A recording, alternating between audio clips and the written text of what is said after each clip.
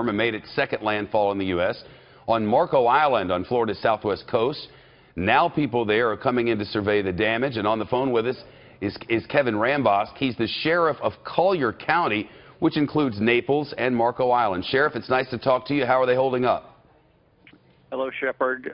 We're doing pretty well here. As you have been talking about, we saw a direct hit here predominantly in the Marco Island area, but we saw everybody included from Everglades City to Naples City proper.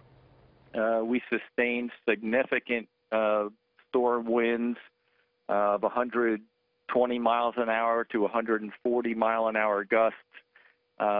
We actually were able to get on the road last night about just now 24 hours ago.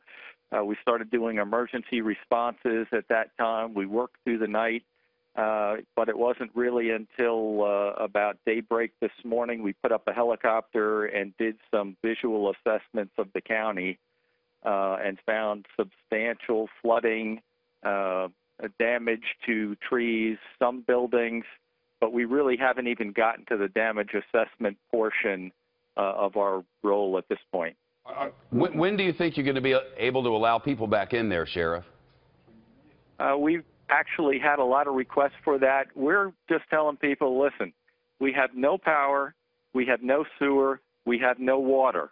So if that's uncomfortable for you and you have a nice, comfortable space to stay there for a couple of days, because as we're told, it's a minimum of a week before we're going to start to get some benefit here, maybe longer. But, you know, I know people want to get back. They want to see their homes.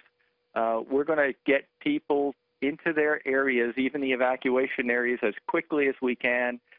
We've put up drones today. We're putting them and posting them on our social media site, letting people kind of see what their neighborhoods are like. But we're going to work very hard to get people back to their homes as quickly as we can. Sheriff Rambosk of Collier County, can't thank you enough. All the best to the good folks down there. We'll keep in touch. Thank you, Shepard. Appreciate it. Yes, sir. A live look in South Florida now from WSVN's Chopper.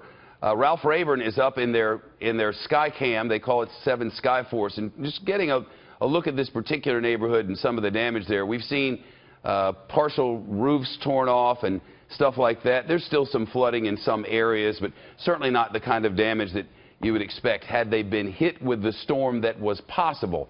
Remember, at one point, this was 185-mile-an-hour winds, a killer Category 5 storm when it scraped the northern coast of Cuba. Late word out of Cuba is that 10 people died in that storm, though they were able to evacuate the vast majority of people and get them to shelters down in Cuba. Still, the cleanup there, they tell us, will take months or longer.